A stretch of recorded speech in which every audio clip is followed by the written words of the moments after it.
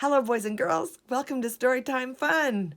I dedicate this next book to a special boy named Chris.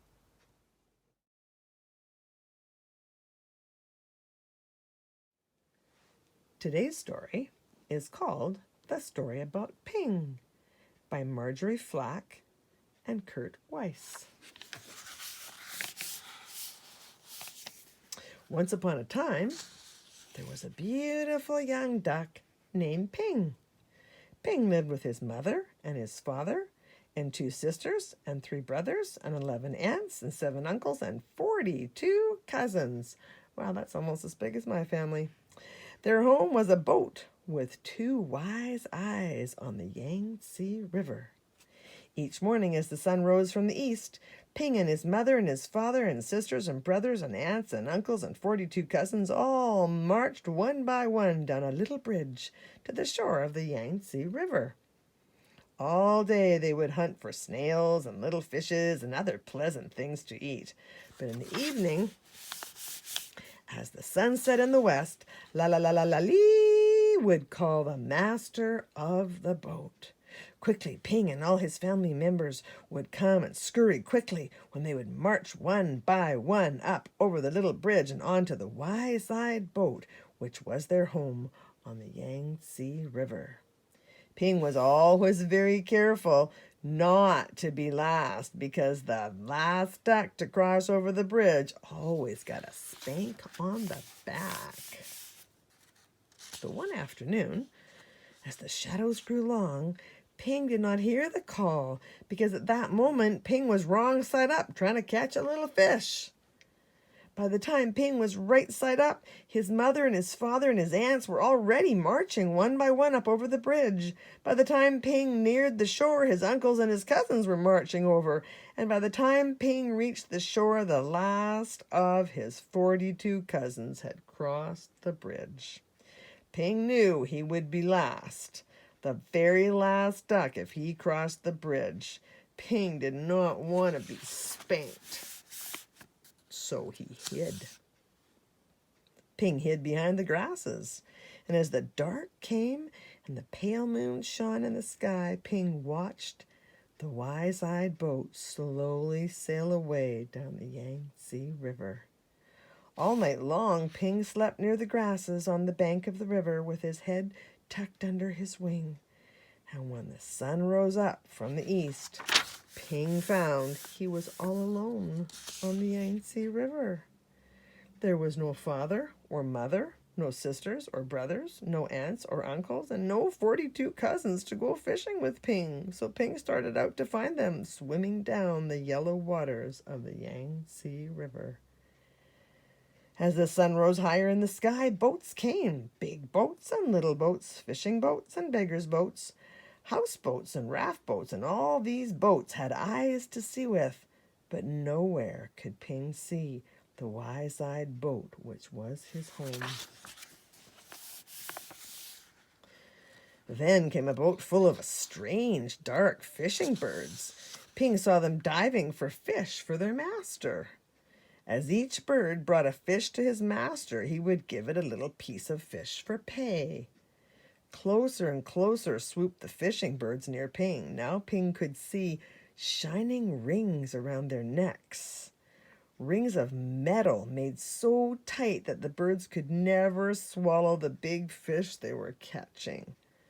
Swoop, splash, splash, the ringed birds were dashing here and there all about Ping. So down he ducked and swam under the yellow water of the Yangtze River.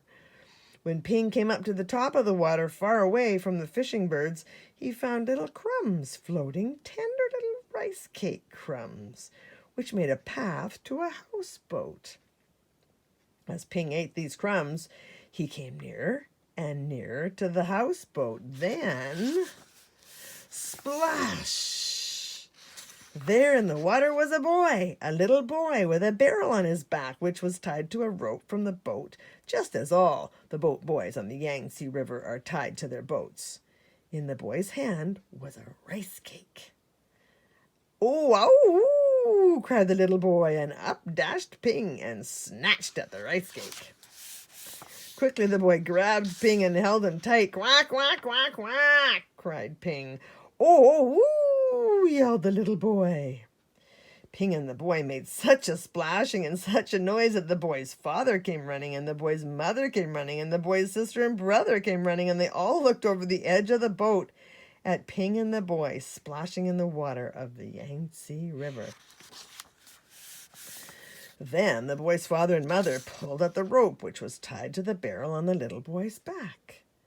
They pulled, and up came Ping and the boy onto the houseboat.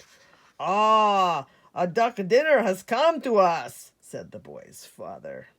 "Oh, I will cook him with rice at sunset tonight," said the boy's mother. "No, no, my nice duck is too beautiful to eat," cried the boy.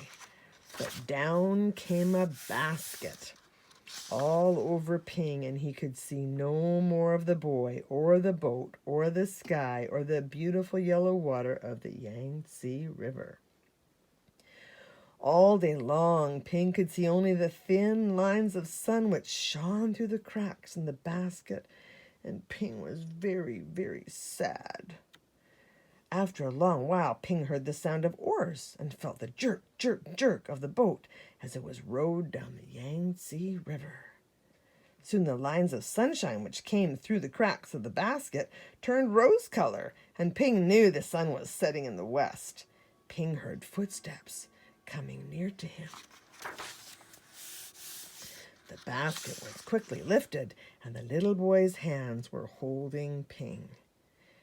Quickly, quietly, the boy dropped Ping over the side of the boat, and Ping slipped into the water, the beautiful yellow water of the Yangtze River.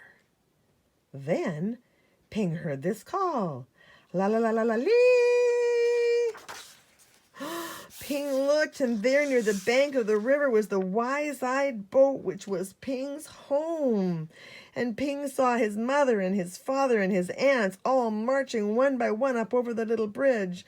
Swiftly Ping turned and swam, paddling toward the shore.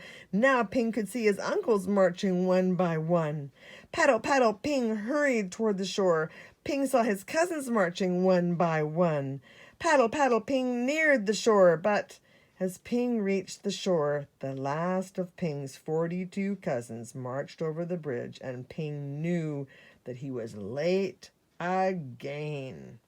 But up marched Ping, up over the little bridge, and spank came the spank on Ping's back. Then, at last, Ping was back with his mother and his father and 2 sisters and 3 brothers and 11 aunts and 7 uncles and 42 cousins. Home again on the wise-eyed boat on the Yangtze River. So good to be with family. That's it for today. See you next time.